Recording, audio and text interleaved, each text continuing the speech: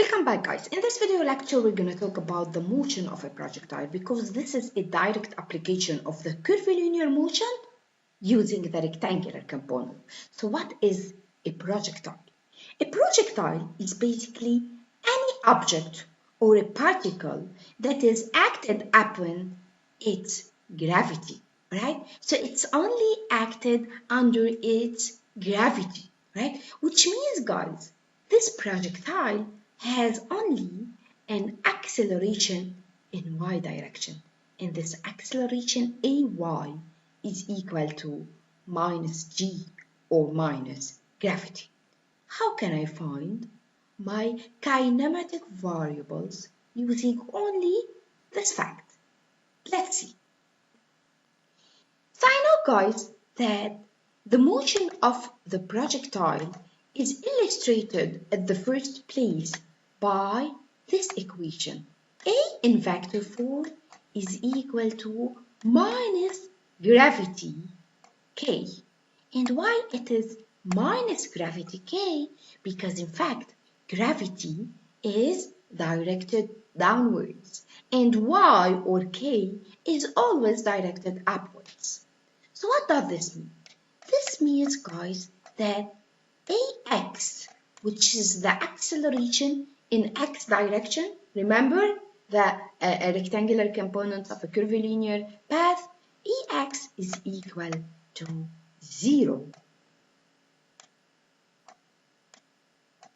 And of course, guys, az is also equal to 0. But I'm not going to talk about az because, in fact, a projectile is a 2D motion.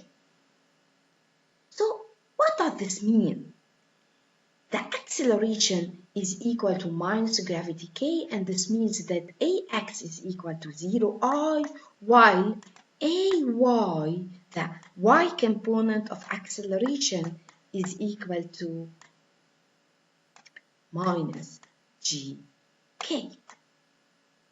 How can I use these two equations derived from this equation that is the definition of the motion of projectile in order to find the kinematics variables like the velocity and the rectangular components x and y? In fact, guys, the key to solve any projectile motion problem is to divide this motion into two directions, the horizontal direction and the vertical direction. Why? Because in fact, guys, in horizontal direction, I don't have any acceleration. What does this mean? Since I don't have any acceleration in horizontal direction, then this means it is a uniform motion in the horizontal direction. But it is a uniformly accelerated motion in the vertical direction because, in fact, the acceleration is constant in this direction and it is equal to gravity. So the key, guys, to solve the motion of the projectile is to divide this motion into two directions, horizontal and vertical. In the horizontal direction, now I can remove I because in fact this is the horizontal direction. Ax is equal to 0. And this means, guys, that Vx, the velocity in horizontal direction, will stay constant. If it was 0 at the initial time, then it will stay 0. And this means, guys, that I can use the equation of uniform motion to find x. So what will be x? X will be, in fact, Vxt plus x 0. Or, guys, if t0 is not 0, remember, if I want to do the integration and t0 is not 0, I have to say that x is equal to Vx t minus t0 plus x0, and this could be applied between any 2 points. You have only to find x2 is equal to Vx t2 minus t1 plus x1. Alright? Now in the vertical direction, I have that AY is equal to minus gravity, and it is constant. So this is a uniformly accelerated or decelerated motion, you can call it as you want. And in this case, guys, Vy will be equal to Ay t minus t0. And if t0 is equal to 0, then this will be t only, Ayt, plus Vy0, the initial velocity at time 0 or at the initial time. And what about y? Y will be, of course, half Ayt squared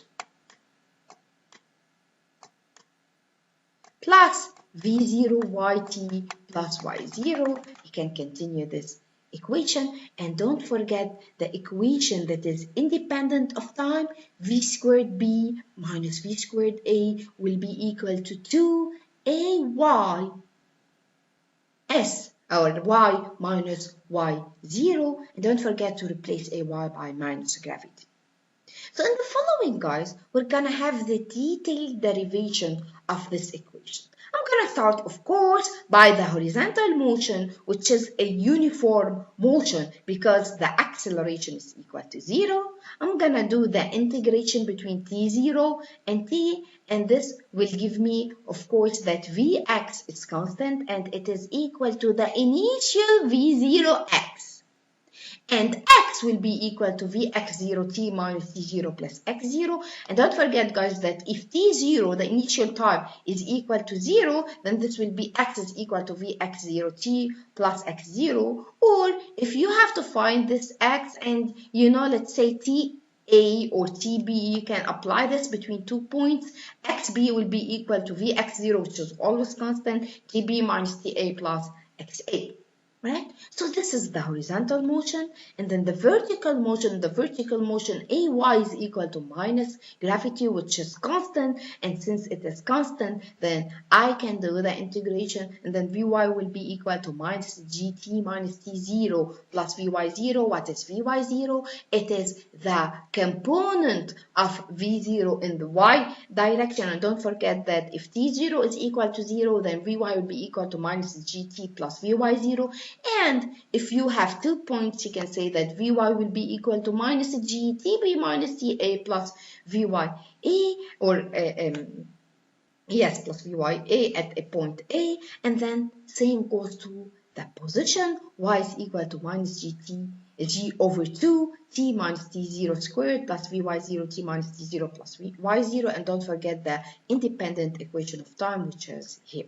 Alright, so guys, what you have to do is to divide this motion between horizontal and vertical motion, write down the equation of acceleration, velocity, and the position, and then, guys, from the given data, you can find out what is the corresponding equation that I have to use to find out my answer in the most direct way, right? So let's say if you know Vy0, and you have to know the velocity at a certain time, you have to use this equation because you know all the unknowns here.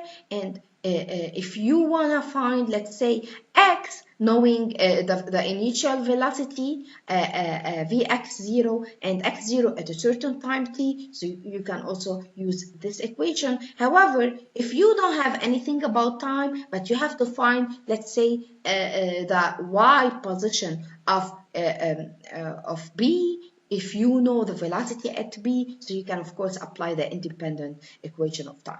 Right, guys? So this is what you should do in the projectile motion. You only have to divide this motion into two parts, horizontal and vertical, and then what you have to do is to choose the corresponding equation based on your given data and based on your question.